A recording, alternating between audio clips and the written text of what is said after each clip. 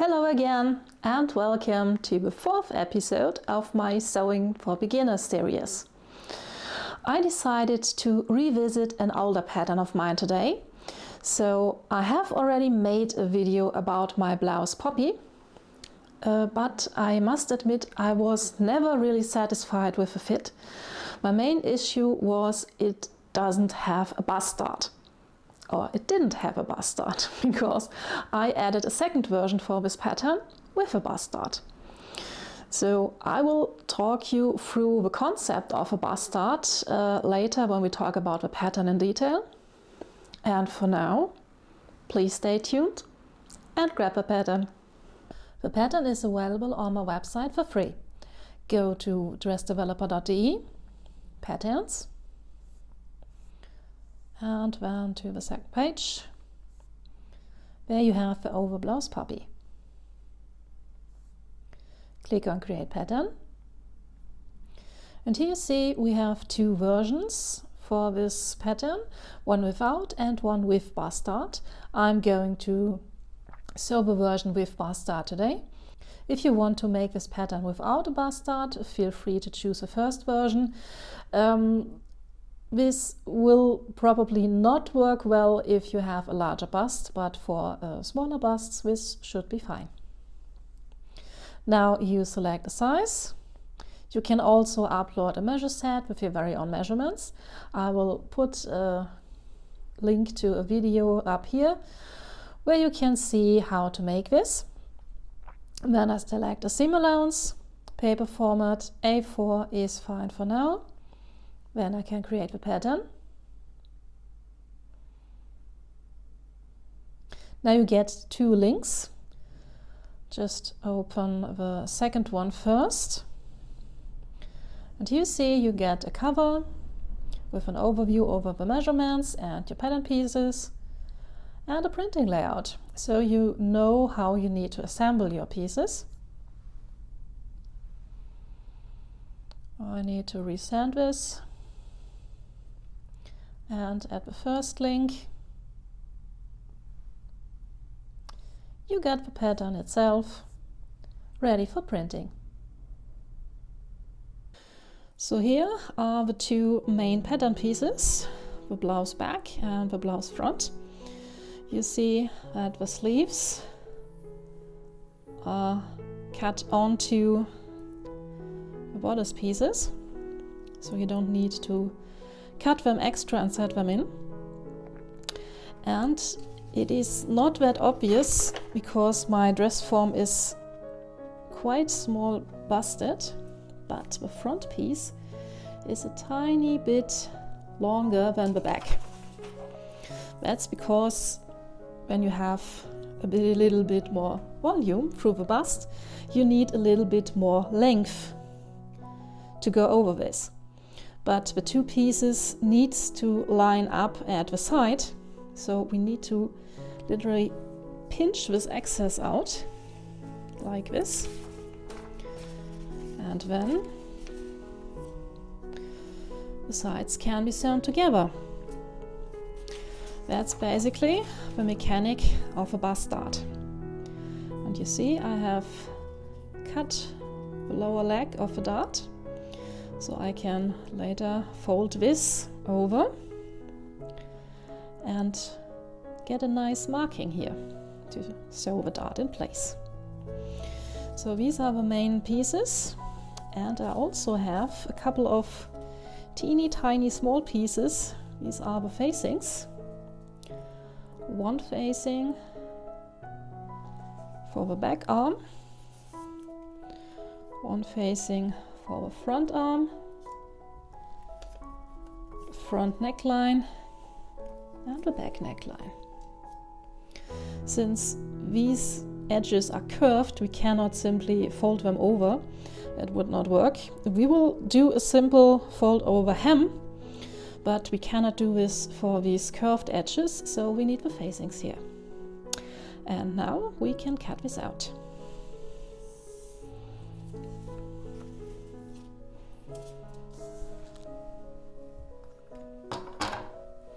I have my fabric here. This is Well, I would say this is a quilting cotton. Nice, lightweight but stable.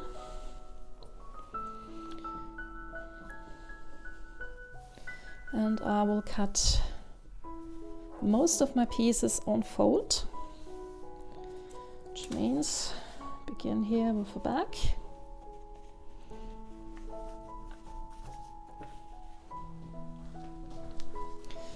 So here is the selvage of the fabric, which means the grain line is running this direction.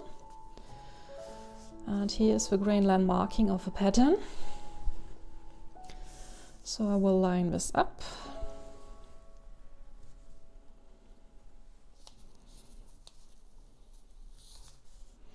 And this marking here tells me I need to place the pattern piece on the fold.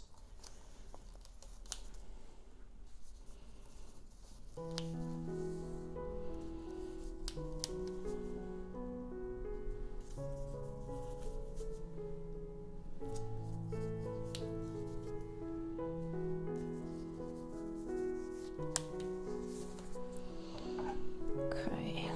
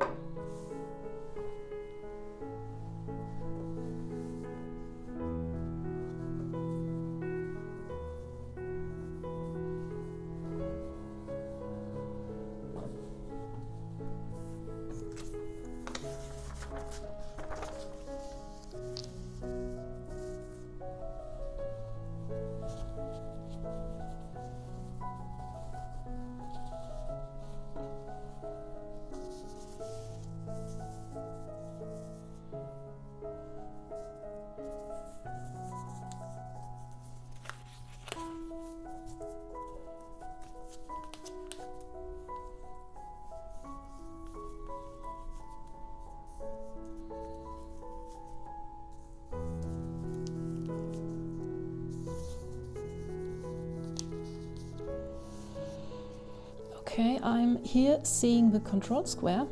Nearly forgot to tell you, of course, always check the control square. It should measure 5 centimeters high and 5 centimeters wide. In my case, only 2.5 centimeters, since I printed my pattern with 50% for my small dress form. Okay.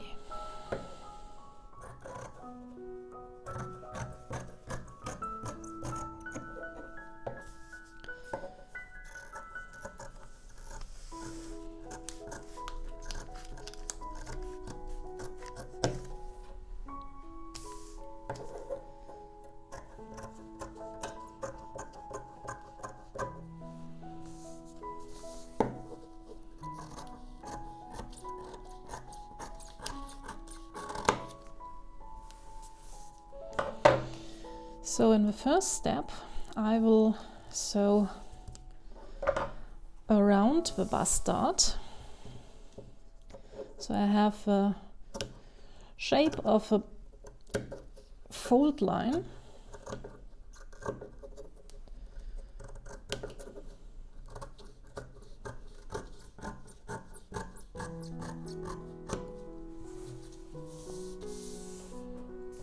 And I will also cut the notches here. And while I'm at it, I mark the hem notch. Now I will pull out this and I will at least try to mark this. White will probably not show up good.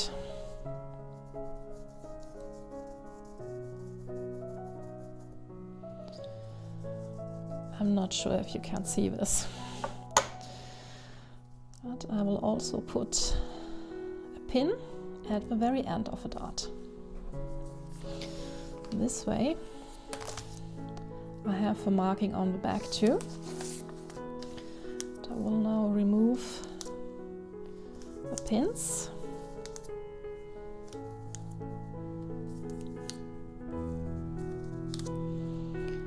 And I flip this.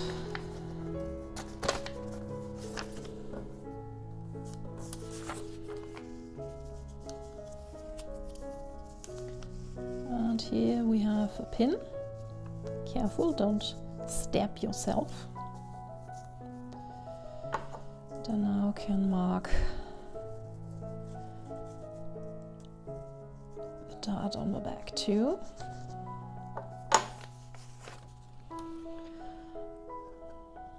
I will put a pin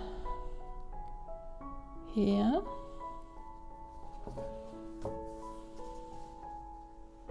To mark the bust point, and here in the front. So now I have the marking of the bust dart on both sides. Here where the pin is the bust point, and here are the dart legs, and we will later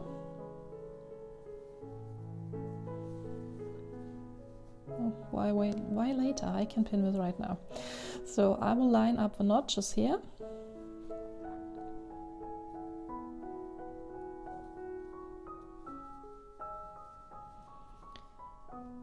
And replace the pin. So, and then I can sew the dart legs here. On the other side too.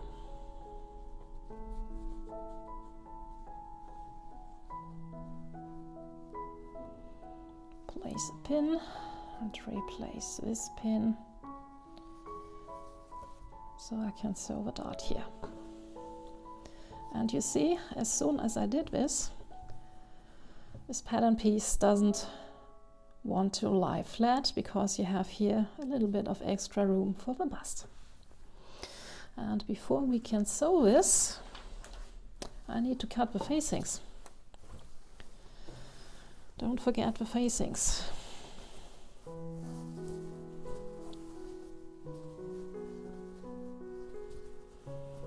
Okay.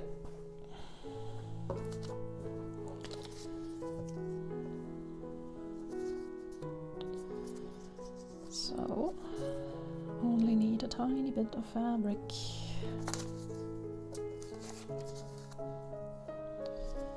So, on the fold,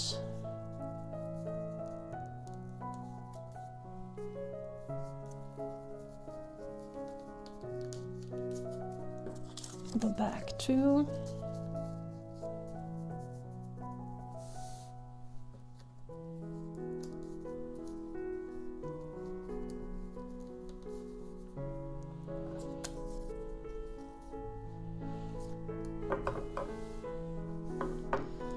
That was not good.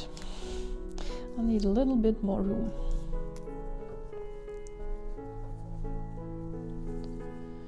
So I can also add the arm facings.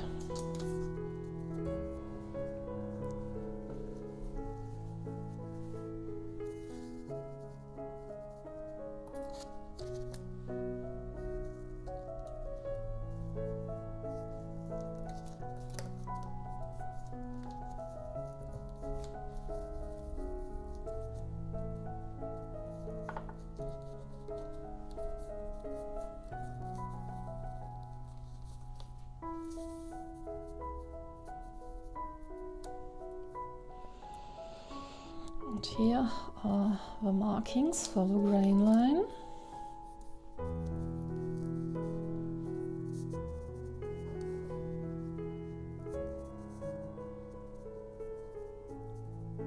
Need to respect that.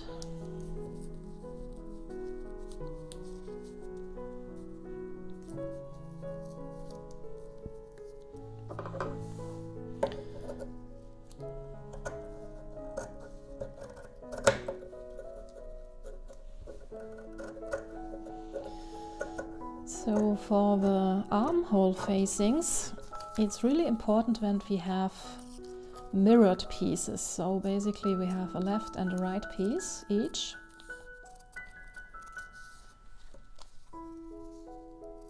And we achieve this by cutting 2 of them in one go, with the fabric folded right sides, in this case the not printed size. No, that was wrong. We place the right sides, in this case the printed side, together. So here on the outside is the not printed side and the inside is the printed side. So does it make sense?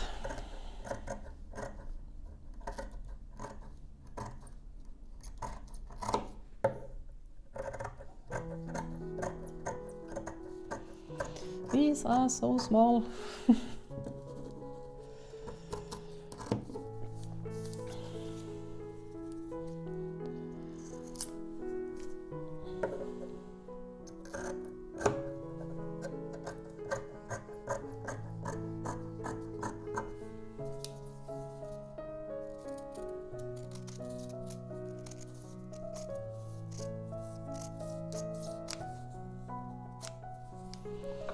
Okay, and one last thing we need to cut out is a little bit of fusible interfacing. So this is a very lightweight fusible interfacing, and I'm going to cut the neckline facings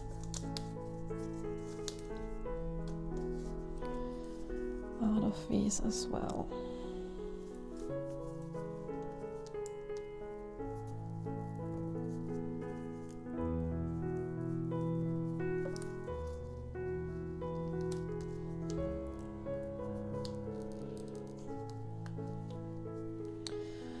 I like to reinforce the neck opening. I don't think it is a good idea to reinforce the armhole facings, because then the sleeves would be pretty stiff, but alas, I didn't try this out, I must admit.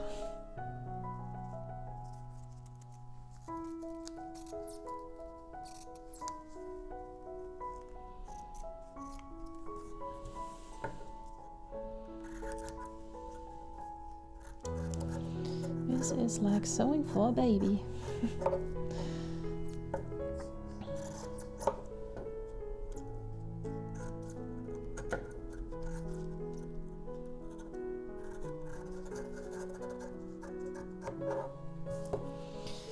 Okay.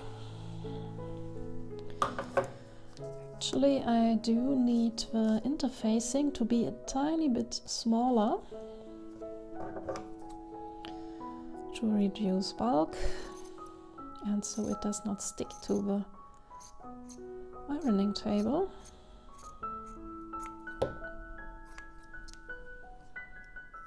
Cut this a little smaller all around.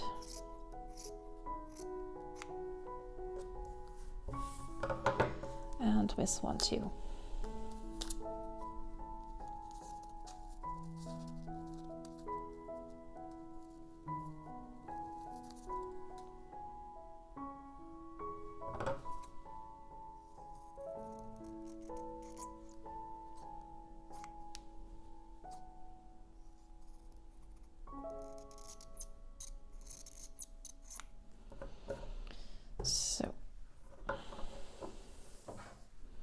And before I start sewing anything, I will take these facings to my ironing board and fix the interfacing in place with the iron, like this.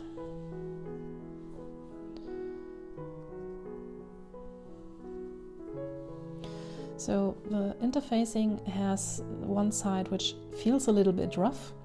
It has a lot of teeny tiny dots of glue on it, and this side is put down onto the left side of the fabric. And when we iron above of this, the glue will melt and will stick the facing to the fabric. So that's what I'm going to do now.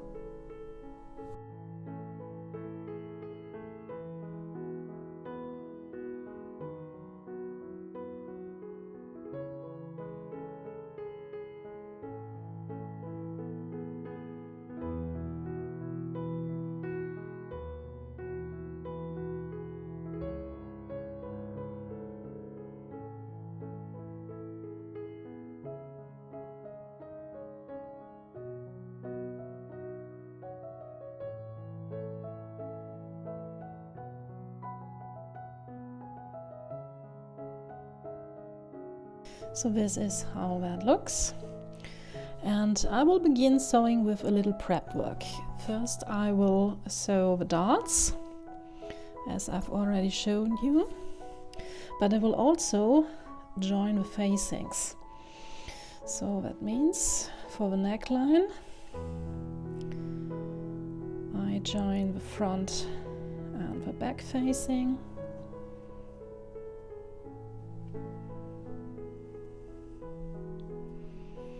We'll simply sew this here, and for the armholes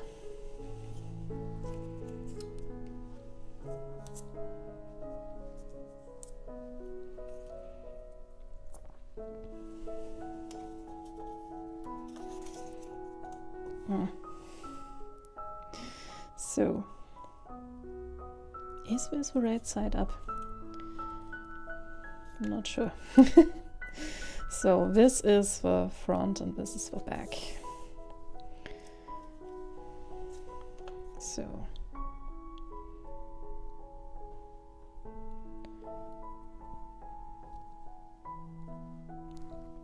why is this only one? Why is this only one?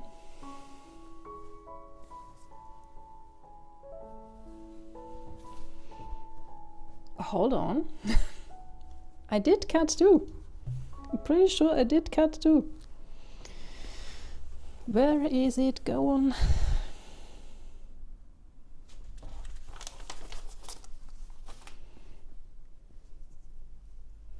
Come on, I didn't imagine this.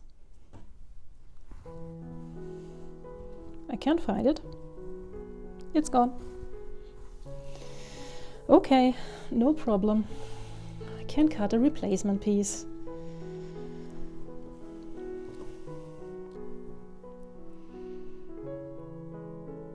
Sometimes there are weird things happening while sewing.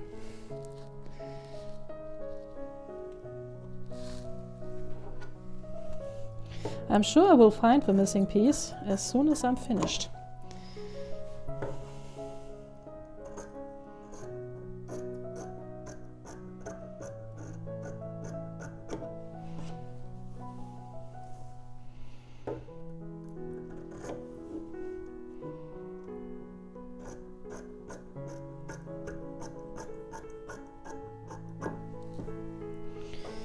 So,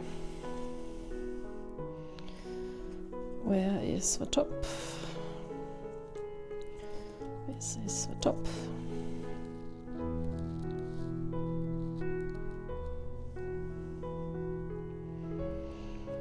So, one piece goes over there, and that piece goes over here. So the facings are not the same size. The front armhole is a tiny bit smaller. That is right.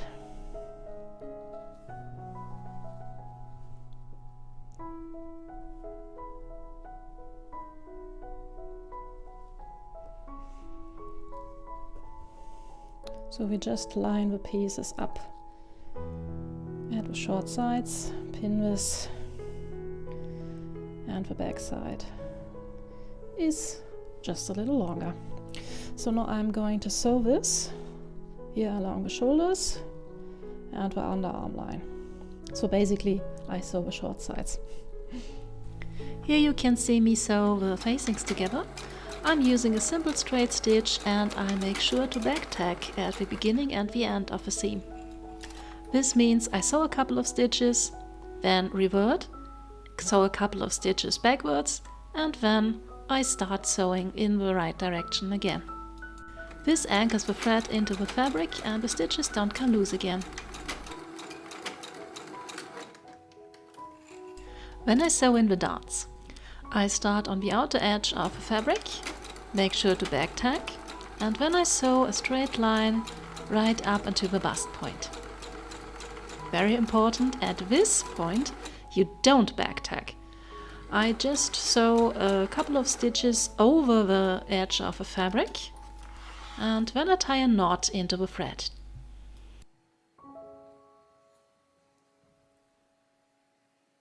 I use a needle to push the knot right against the fabric. This technique helps to prevent puckers right at the bust point.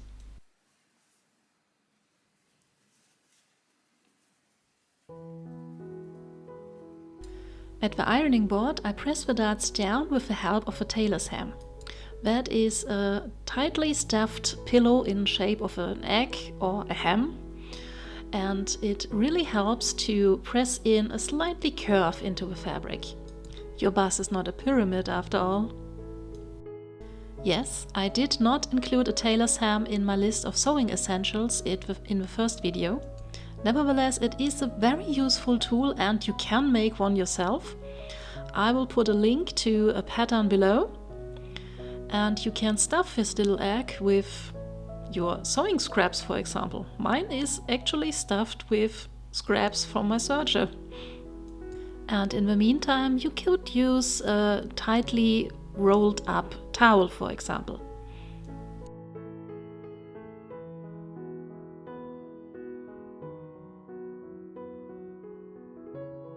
Next, I will press open the seam allowance of the facings.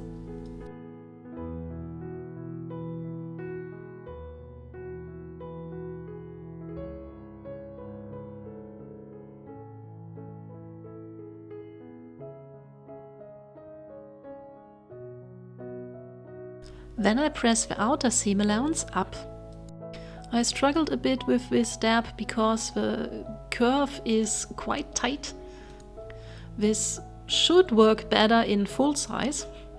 And if you are still having trouble with the curves, you can snip into the seam allowance. I will do this later. I first thought I could go ahead with just ironing it, but I couldn't.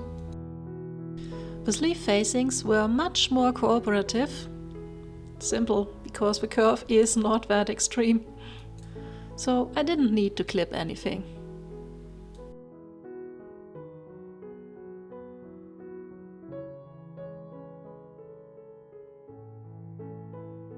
Sadly, I didn't mark anything on the pieces, so I didn't know which way was up and which way was down. So I needed to pull out the pattern pieces again to figure out which way was which. It worked in the end, but don't be like me. Just put a damn marking on your things.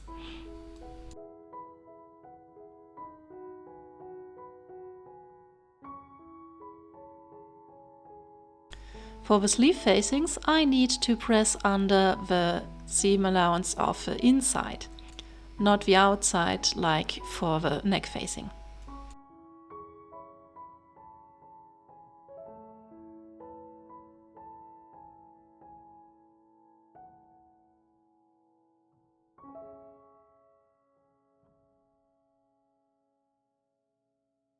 To prevent the fabric from fraying, I overcast the edges with a simple zigzag stitch. I don't overcast the edges which will be enclosed in a hem or in a facing, so this leaves only the shoulders and the side seams.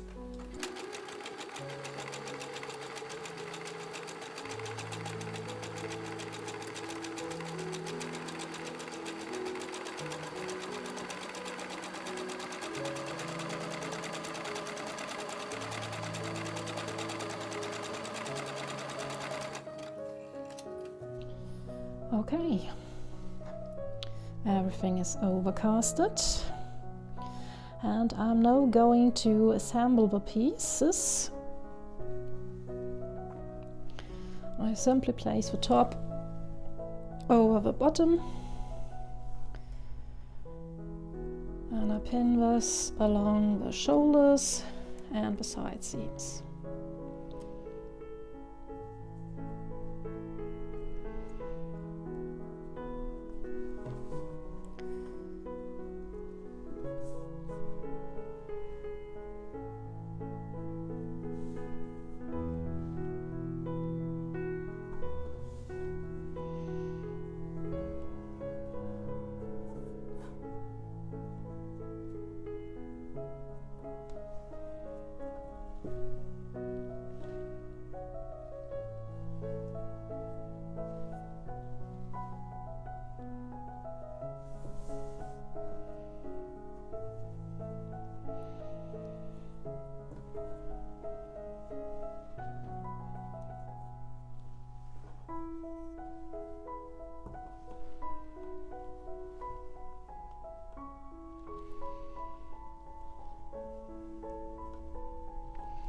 Now there is something special, or maybe I should say there is a downside to these all-in-one sleeves. While they are pretty simple to sew, because you don't need to set in a sleeve, this underarm curve does has some issues, because the inner curve here is shorter than the curve where we will sew it. So if you want to raise your arms, there will be pulling here. And if you have a very large seam allowance, this gets only worse. So what I'm going to do is I'm going to sew all the seam with the seam allowance. In my case, it's already quite small, 7 millimeters. But under the arm, I will narrow the seam allowance as small as I can get. So up to 5 millimeters maybe, to reduce this. I can't completely cut this out, but I will just optimize this a little bit. Now I am sewing with a quite small seam allowance, so this is not as bad as it could be, but when you like a 1.5 centimeter seam allowance, for example, you might get issues with this. So you might want to narrow your seam allowance under the arm.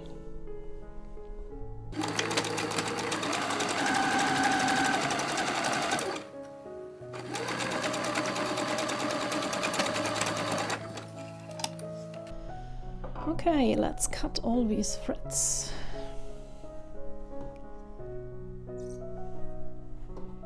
So they don't getting in our way. Since I back tacked on all my construction seams, these threads should not get loose again.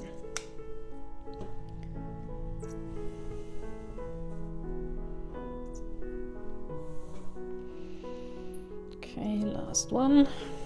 There you go. Now we have something that resembles a blouse. I just turn this inside out.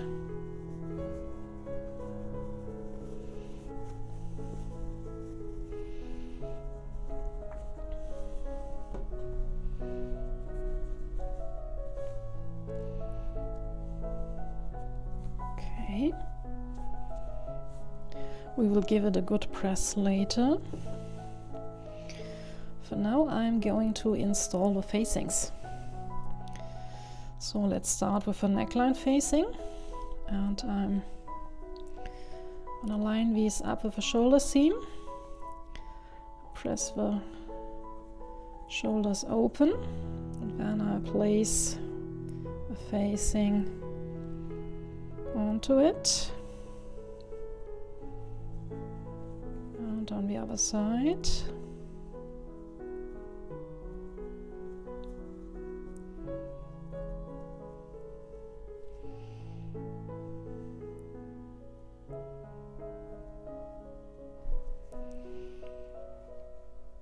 make sure the seam allowance stays open. So let's add a couple of pins so that the facing stays in place.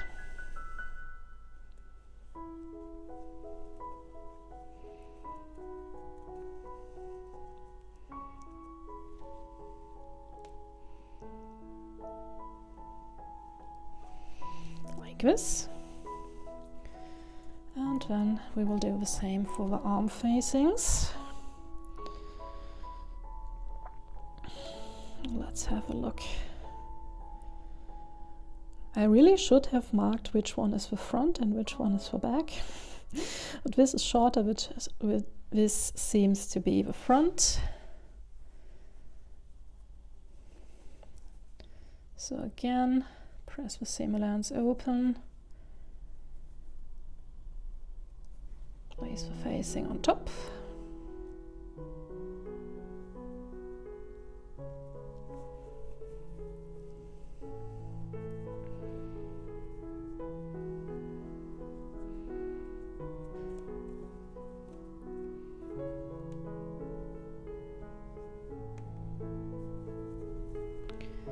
Where is my seam allowance? Here.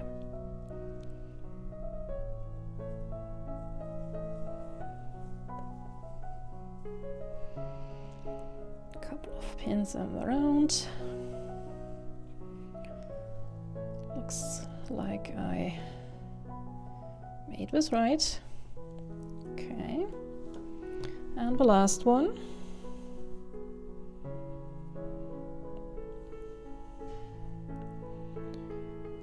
This is a shorter edge. No, it doesn't make sense. The side which is pressed under is the inside.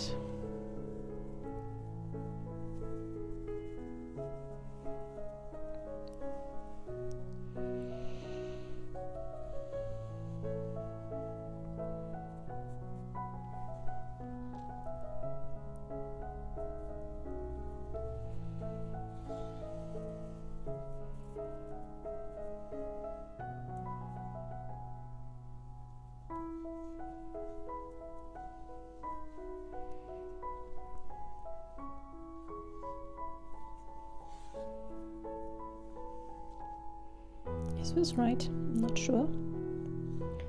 No. No, this is not right. I need to flip this around.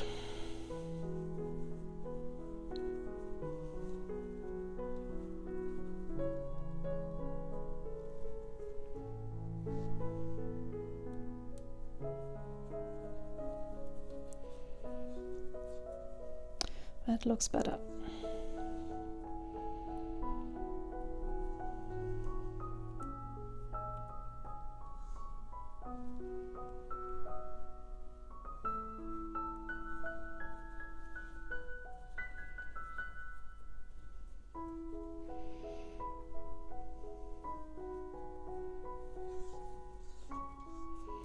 Yeah, much better.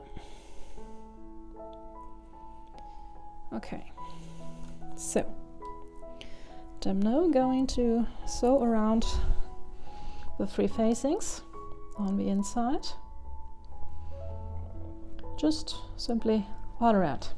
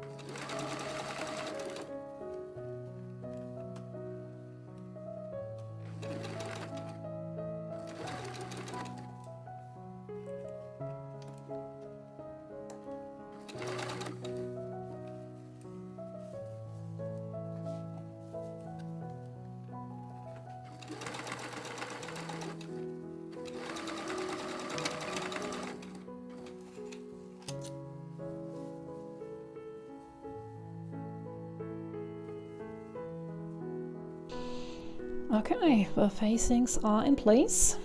So I will now do two things.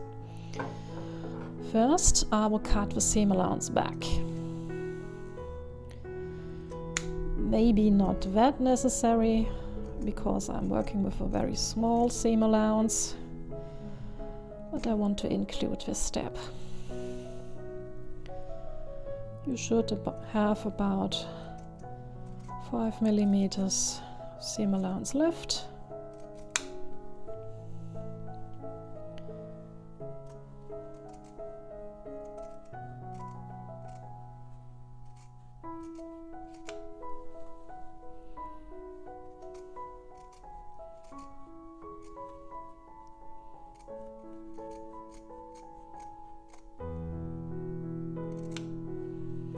Okay, and then I'm going to clip inside the curves, because the inner curve is smaller than the outer curve, obviously. And there should be, well, there would be some stress on the fabric if you don't snip the curves. With the curves snipped,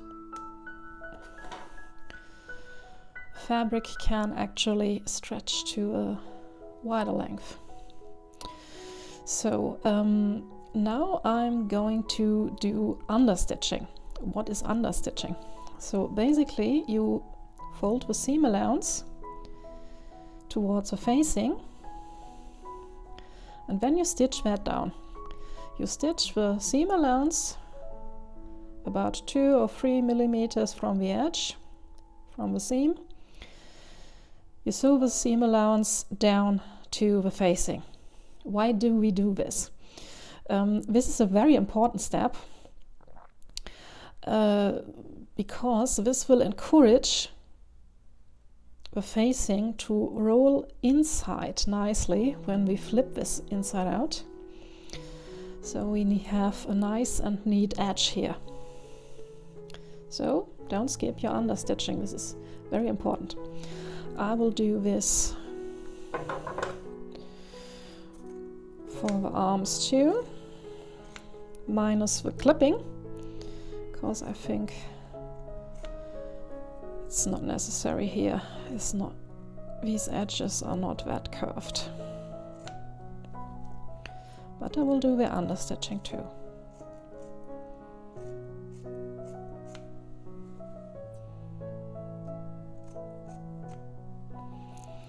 And last one.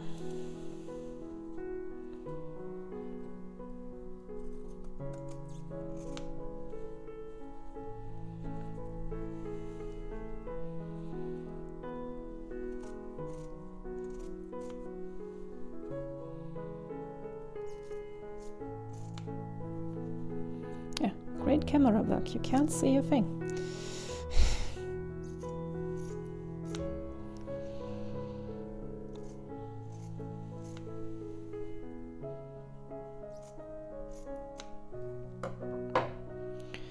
Okay, so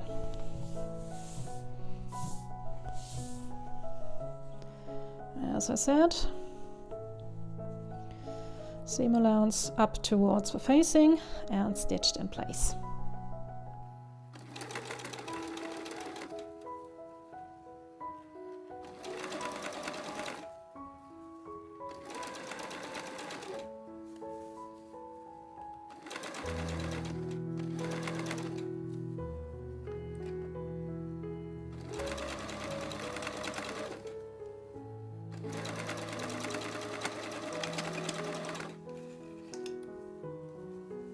Then I take the blouse to the ironing board and press the facings to the inside.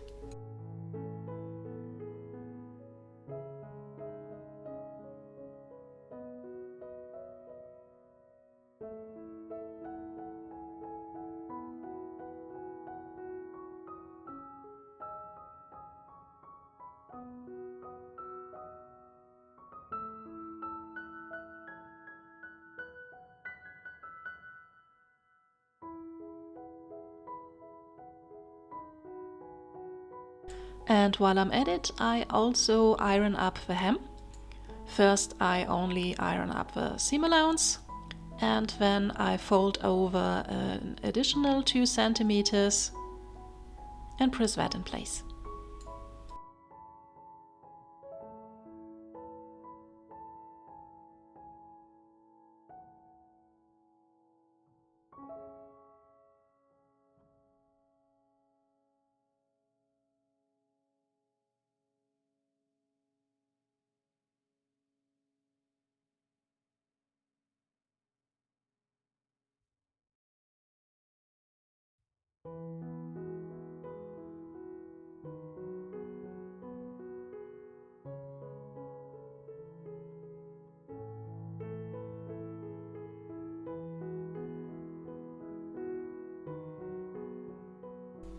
Then back to the sewing machine to sew the hem and the sleeve facings in place.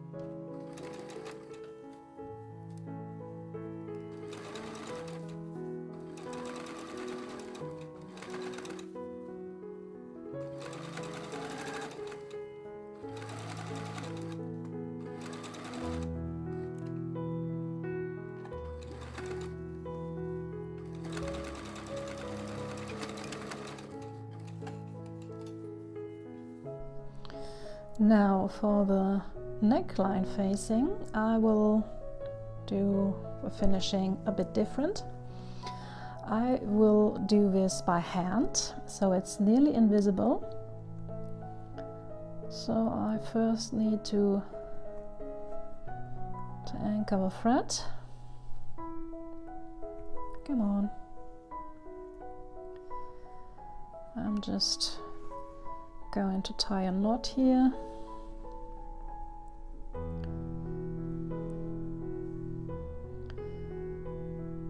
So that the thread does not go away. Okay, and now I will do, where's the spin going? I'm gonna do a slip stitch. I will only, I hope you can see this, I will only catch 1 or 2 threads from the outer fabric, like this, and then I grab the facing fabric.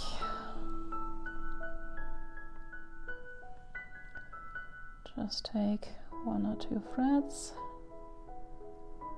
and then the facing.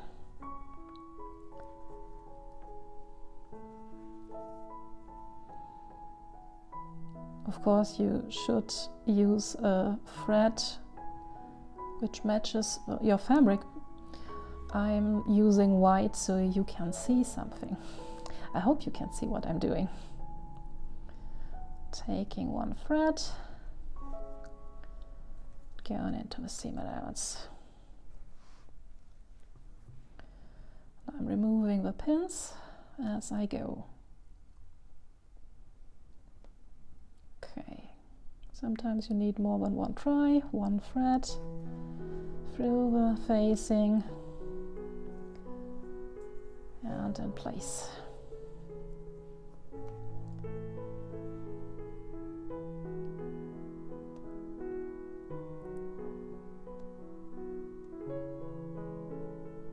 One or 2 threads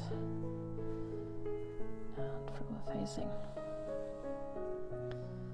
This is also called a blind hem because you can't see it.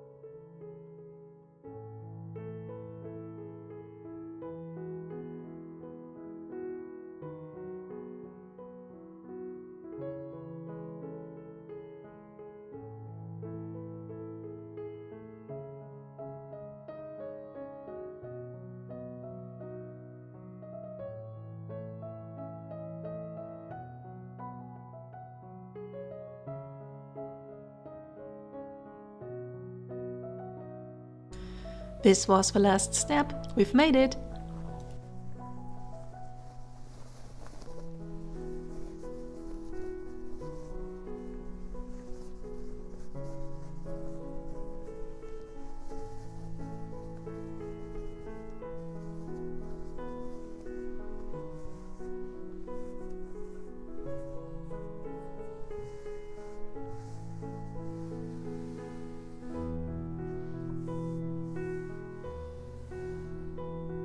And with the pants from my last video, for example, you can make your very first outfit. As always, I hope you enjoyed this video, and if you have any questions, just let me know in the comments. I'm glad to help.